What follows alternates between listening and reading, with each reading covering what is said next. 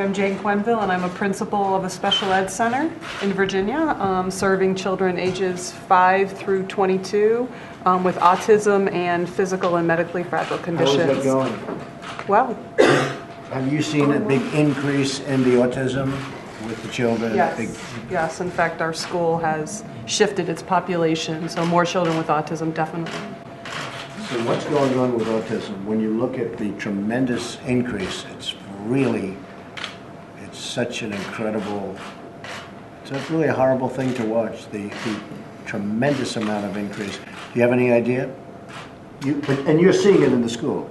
Yes, I think the statistics, I believe, are 1 in 66, 1 in 68 children are diagnosed with autism. And now it's coming even lower than that. Every couple of years, the CDC provides a number of what percentage of the kids are diagnosed with autism. And you've got the dots going all the way back to 1975. You draw the line, it is a perfect exponential curve. If we assume that things are going to continue as they have for the past 30 years into the future, we can predict that by 2032, 80% of the boys born will end up on the autism spectrum.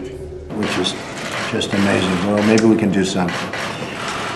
Why did not a single mainstream reporter cover this story?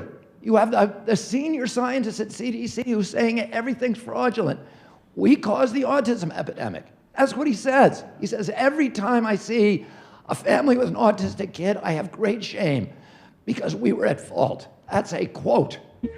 I have great shame now when I meet families with kids with autism because I have been part of the problem. Bill Thompson wants to be subpoenaed by Congress. As a CDC employee from the federal government, he cannot speak voluntarily because of the threat of jail time.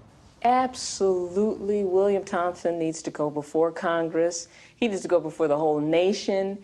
Everybody needs to see what he has to say. He needs to be deposed in front of a committee in Congress, and Julie Gerberding has to be brought in and deposed, because this is a very, very, very disturbing revelation. For this researcher to come forward and be saying now that they were indeed deliberately concealing critical information about an MMR autism link, horrible, horrible development. Deviation from an analysis plan, omission of crucial data, destruction of documents, obstruction of justice, misleading the Congress, grievous harm to innocent children.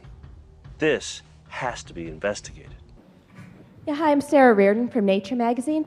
I was wondering, if Mr. Kennedy, if you'd had any more discussions with the Trump administration about starting a vaccine commission? No, I got called by the transition team on December 4th, and they asked me, they said that the administration wanted to reach out to me, the president wanted to reach out to me to see if I was willing to chair and populate a commission. And they wanted to make sure that before they made me an official offer that I was willing to accept it. I ended up talking with members of the transition team many times over the next month and trading documents about what the commission would look like. I was told that President-elect would call me over Christmas. He ended up calling me on January 4th. We talked for 20 minutes on the phone. He asked me to come in on January 10th to talk to him, and I spent an hour talking to him that day. He said he knew many people who he thought and who believed their children had been injured by vaccines, and he wanted to make sure we had the safest vaccines and that we had, we had a regulatory process with integrity. I've been contacted 3 times by the administration since then, and they tell me that they're still going forward with a commission. I don't know what's going to happen, and I think what happens in the administration now is very obscure to anybody. But, all I can say is to tell you what the president told me. He specifically told me that he knew that the pharmaceutical industry was going to cause an uproar about this and was going to try to make them back down, and he said, I'm not going to back down. They tried during the campaign, and I didn't back down then, and I'm not going to back down. So what's going on with autism when you look at the tremendous increase?